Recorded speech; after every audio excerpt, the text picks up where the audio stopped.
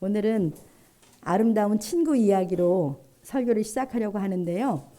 약대 교수로 재직하는 어떤 한 분이 오래전에 대장암 3기 말 판정을 받아가지고 사경을 헤매고 있었습니다. 근데 그때 제약회사의 사장으로 있던 그 친한 동창 친구가 문병을 갔어요. 가서 병든 친구에게 내가 너를 위해 뭐든지 해주고 싶은데 혹시 원하는 거 있니? 이렇게 친구한테 물어봤습니다. 오래 전이기 때문에 대장암 3기는 거의 사경을 헤맬 수밖에 없는 상황이었거든요. 근데 이 병든 친구가 독실한 기독교 신자였어요. 그래서 그 교수 친구가 이제 친구에게 이렇게 말하는 거예요. 나를 위해서 주일날 교회에 나가서 하나님께 기도해주면 고맙겠다. 이렇게 부탁을 했습니다. 그런데 이 제약회사 사장 친구는 불신자였어요. 그런데 이 평소에 친구의 영혼 구원에 관심을 가지고 있던 이분은 자기의 병든 걸 계기로 이 친구를 예수님께 인도하고 싶었던 거예요. 그래서 그렇게 불신자 친구에게 부탁을 한 것이죠. 근데 사실 이 제약회사 사장인 이 사람은 회사 일이 너무 바쁘고 고단하기 때문에 일요일은 아침 늦게까지 충분히 잠을 자야 한 주간 이렇게 버틴다고 이렇게 말하는 그런 친구였는데 그 친구의 간곡한 부탁에 그 제약회사 사장은 그 친구가 대장암이 나을 때까지 만 5년을 한 주도 안 빠지고 교회에 나가서 그 친구를 위해서 기도하고 예배에 참석했다고 합니다. 그 당시에는 전혀 믿음이 없지만 피곤도 마다하지 않고 병든 친구를 위해서 처음에는 정말 주일 예배를 꼬박꼬박 가서 그 친구를 위해서 기도해 준 것 참 놀라운 우정이죠. 근데 이제 결국 그 친구도 예수님 믿게 됐고요. 그리고 자기가 그 사경을 헤매면서도 그 친구의 구원을 위해서 일부러 그런 부탁을 한 그 친구도 정말 놀라운 우정이다. 눈물겨운 우정이다. 이런 것을 제가 듣게 되었습니다. 그래서 이들은 서로 아끼고 사랑하면서 지금까지도 그러니까 약대 교수이고 제약회사 사장이니까 서로 그 학문의 영역에서도 상부상조하면서 우정을 지키고 있다는 그런 아름다운 우정 이야기를 들었습니다. 우리를 참 행복하게 해주는 존재가 바로 친구인 것 같습니다. 친구 만나면 다 편안하고 참 즐겁지요? 시간 가는 줄도 모르고 얘기꽃을 피우곤 합니다. 친구가 있어서 우리는 많은 기쁨과 행복을 누리며 이 세상을 살아갑니다.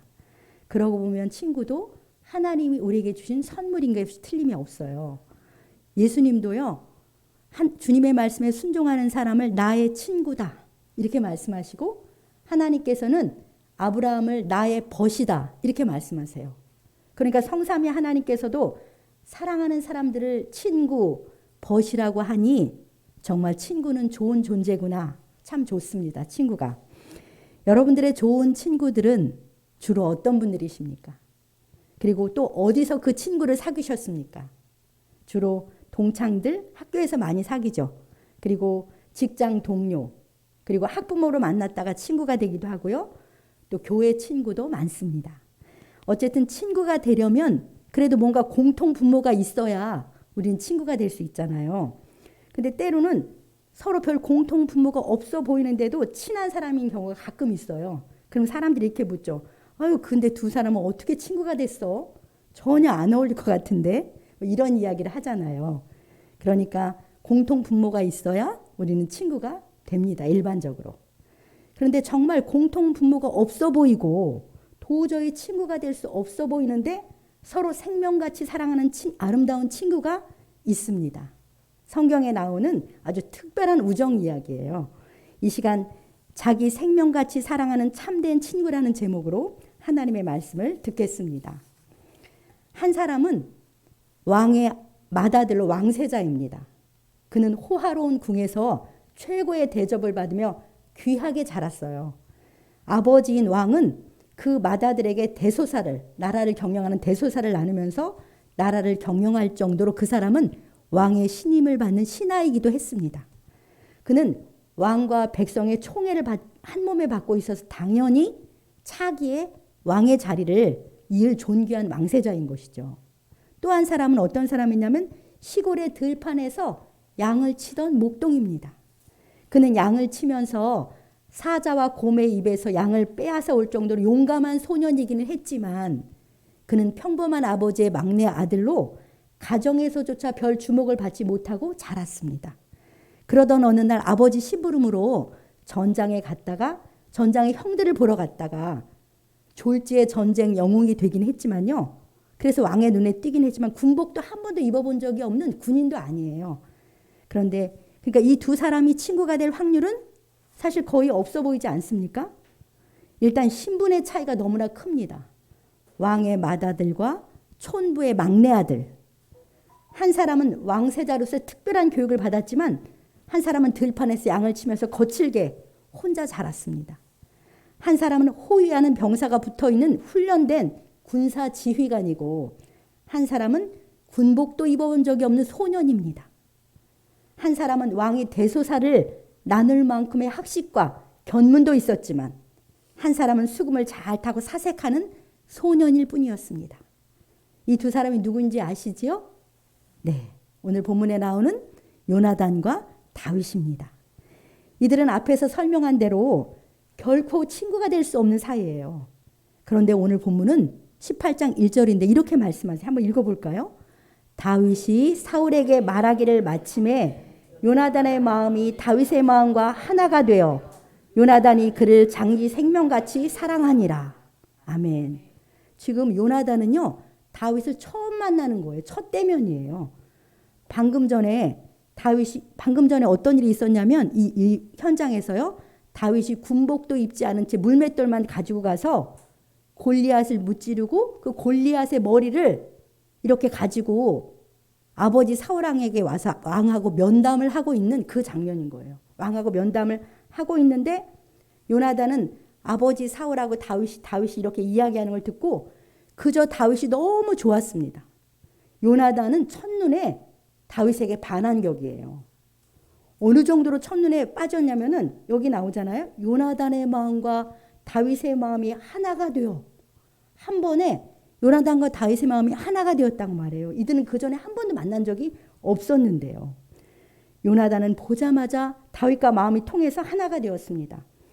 요나단은 다윗이 너무 마음에 들었습니다. 초면에 그를 자기 생명같이 사랑하게 되었다. 이렇게 성경은 증언합니다. 사랑하는 성도 여러분, 요나단이 다윗을 향한 이 마음이 이해가 되세요? 어떻게 초면에 이성도 아닌데 한눈에 반해서 자기 생명같이 다윗을 사랑하게 됐을까? 그리고 어떻게 요나단의 마음과 다윗의 마음은 하나가 됐을까? 이들이 하나가 된 그 마음의 실체는 무엇일까요? 이렇게 다른 사람하고요 쉽게 공감하고 친밀감과 신뢰관계를 형성하는 것을 라포 형성이라고 해요. 그러니까 한마디로 요나단과 다윗은 만나자마자 둘 사이에 라포가 형성된 것입니다.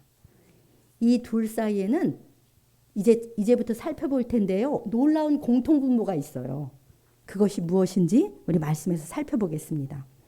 지금 다윗의 손에 뭐가 들려 있습니까? 맞아요. 골리앗의 머리가 들려져 있는 거예요. 그러니까 블레셋의 장수잖아요. 다윗은 아버지 심부름으로 블레셋과 이스라엘이 대치하는 전쟁터 형들을 만나러 갔어요. 아직 군대에 징집될 나이가 아닌 소년이었던 거죠. 다윗은. 전쟁터에 와보니까 뜻밖의 상황이 벌어지고 있었어요. 적군인 블레셋 진영에서 장수 골리앗이 나와가지고 이스라엘 군대를 막 조롱하고 있었어요. 너희도 대표 한 명 나와서 나랑 붙자. 막 이렇게 조롱하고 있었는데요.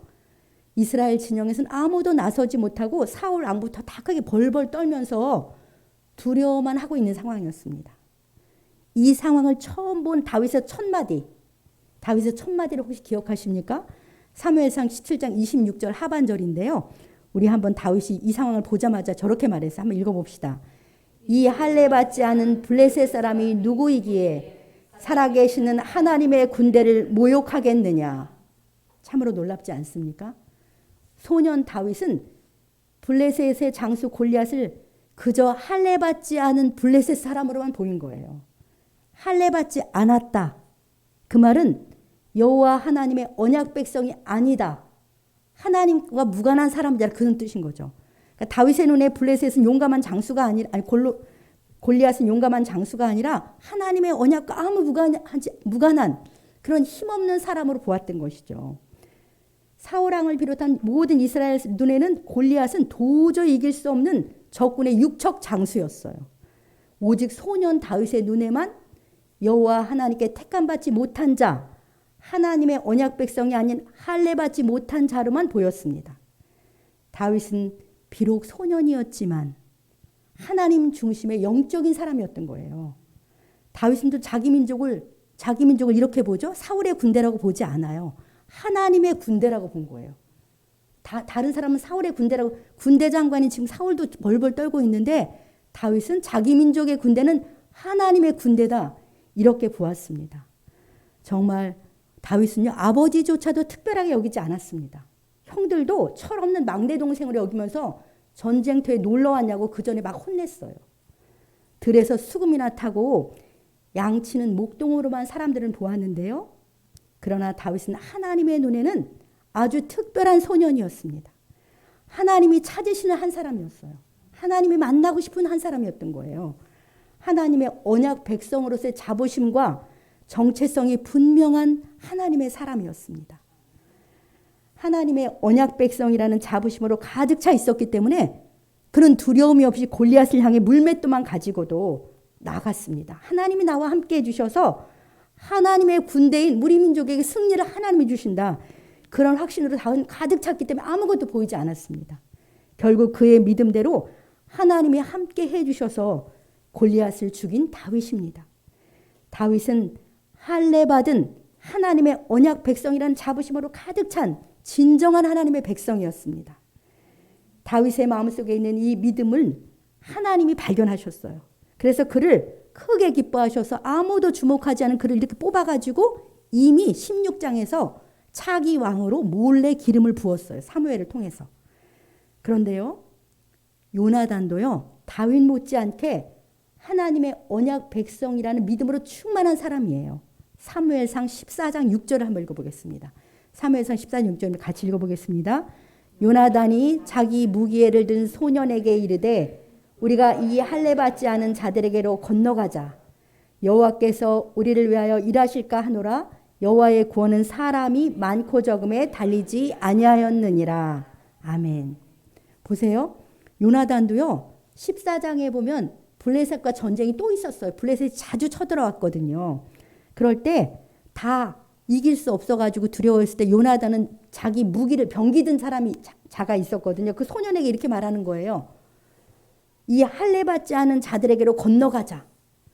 이렇게 말하면 둘이서 용감하게 그 블레셋 전쟁터로 건너가요.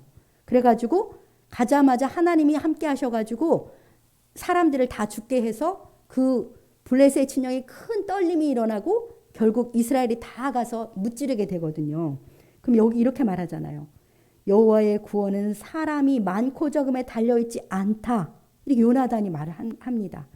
그러니까 전쟁의 승패는 오직 여호와 하나님께 달려있다라는 믿음으로 병기 든 자와 단 둘이서 적진에 들어가서 전쟁을 승리로 이끈 믿음의 용사입니다.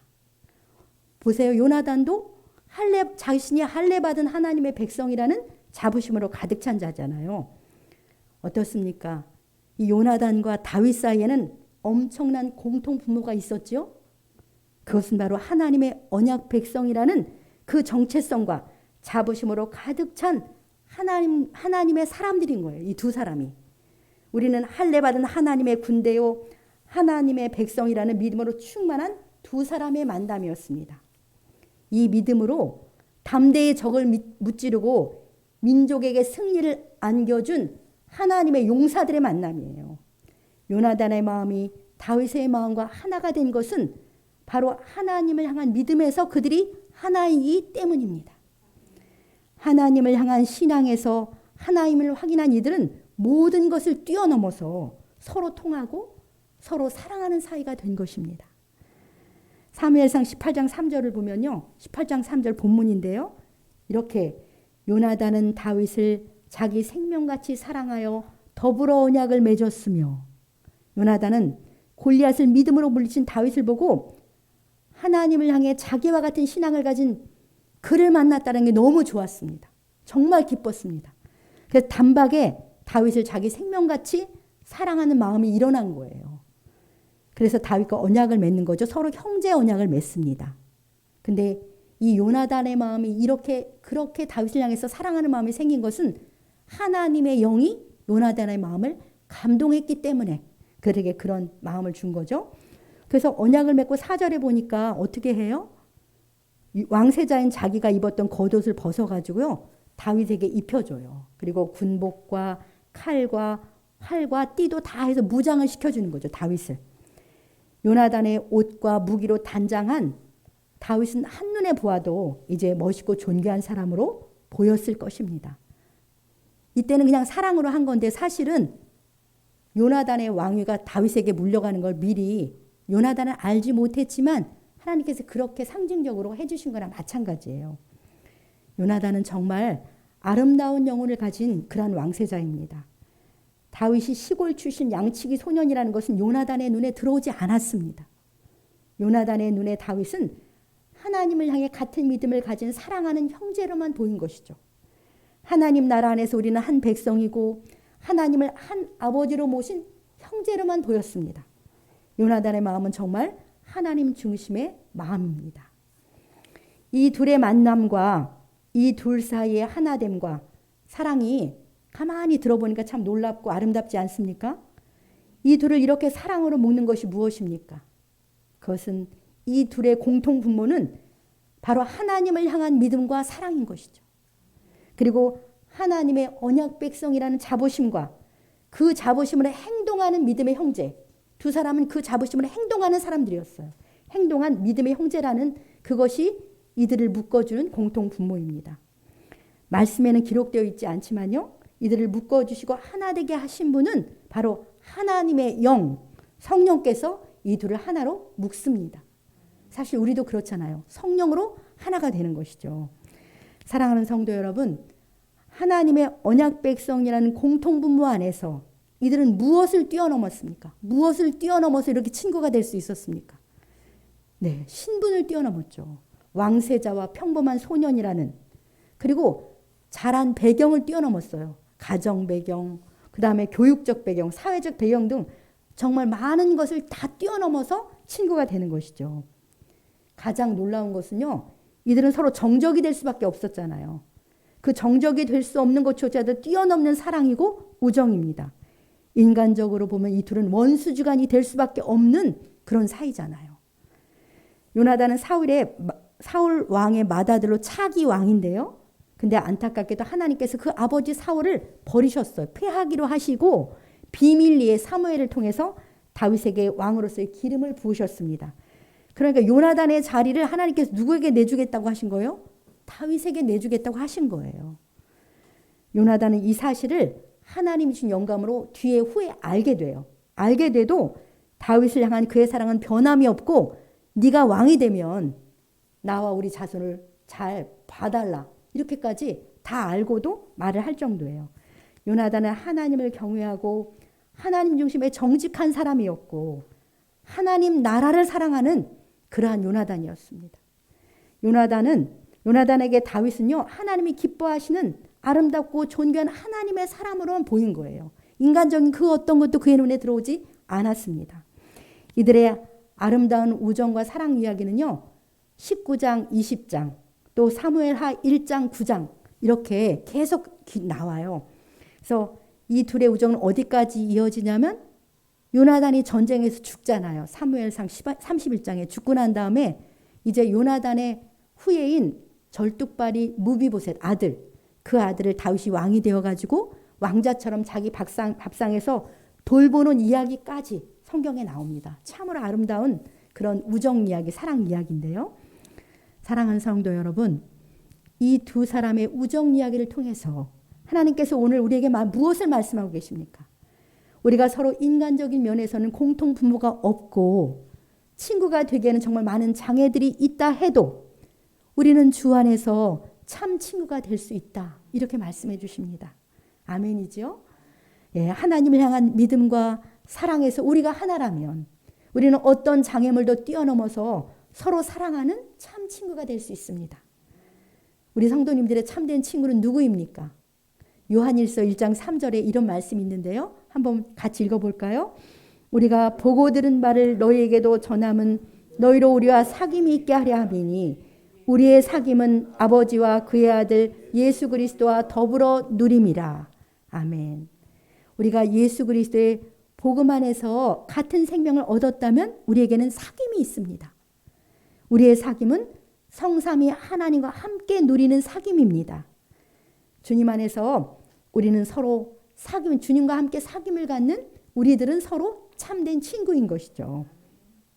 우리들은 교회 공동체 안에서 서로 사랑하고 서로 기뻐하고 그리고 아름다운 사귐을 나누는 그런 놀라운 행복이 이 교회 공동체는 친구 만나면 행복하잖아요. 교회 안에는 그런 행복이 있습니다. 우리 참된 교회 성도들은 모두 서로 기뻐하고 사랑하는 참된 사귐으로 풍성한 삶을 누리시기를 우리 주님의 이름으로 간절히 축복합니다.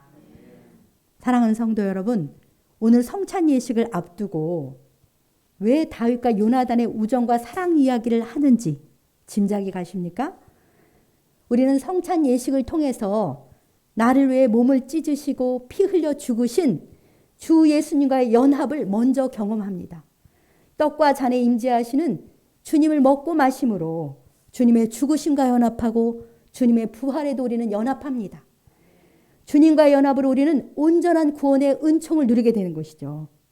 나를 위해 내어주신 예수님의 살과 피를 먹고 마시며 은혜로 주신 구원을 깊이 감사하고 누리는 그러한 성찬 예식이 되길 소원합니다. 뿐만 아니라 우리는 성찬을 통해 주님의 살을 함께 먹고 주님의 피를 함께 마신 특별한 공동체로서 성도들과 서로 하나임을 눈으로 확인하게 되는 것입니다. 우리는 모두 거룩한 성찬을 통해 한 떡과 한 잔에 참여하는 형제 자매로서 주님 안에서 하나예요. 우리 사이의 공통 분모는 한 떡과 한 잔에 참여한 예수 공동체라는 것입니다. 성찬을 통해 우리는 이 사실을 눈으로 확인합니다. 비록 우리가 주님 밖에서는 서로 다른 것이 많아서 친구가 되기에는 먼 사이였을지라도 이제는 우리 예수님 안에서 주님의 상에서 한 상에서 한 떡과 한 잔을 나누는 참 친구임을 오늘 확인하게 될 것입니다. 이 사실이 우리의 모든 인간적인 다름, 그것을 뛰어넘어서 우리 사이에 참된 사귐을 가능하게 하는 것입니다.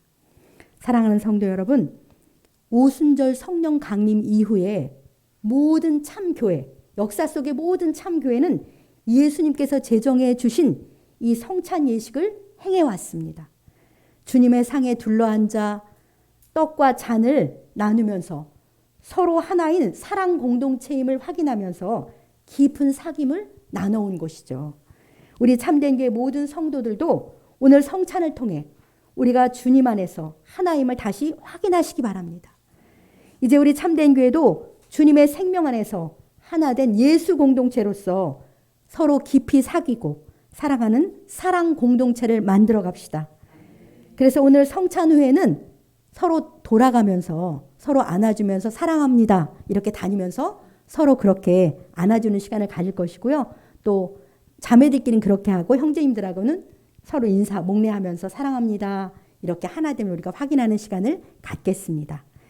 기쁨도 슬픔도 서로 나누며 함께 기뻐하고 그리고 서로 위로하는 참된 친구로 살아가는 우리 모두가 되시길 우리 주님의 이름으로 간절히 축복합니다.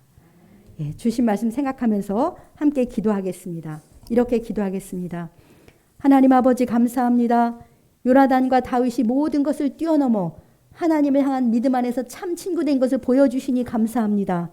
저희도 이들과 같이 주 예수님 안에서 신앙 안에서 이미 하나임을 믿습니다. 주여 저희가 인간적인 시야로 서로 보지 않게 하시고 주님의 생명 안에서 이미 하나 된 것을 보게 하시옵소서. 주님의 살과 피를 함께 먹고 마신 예수 공동체임을 기억하고 서로 참된 사귐을 나누는 참 친구 되게 하시옵소서. 주여 우리 참된 교회가 주 안에서 사랑 공동체 되게 하여 주시옵소서. 주여 한번 부르시고 통성으로 기도하시겠습니다. 주여 하나님 아버지 감사합니다.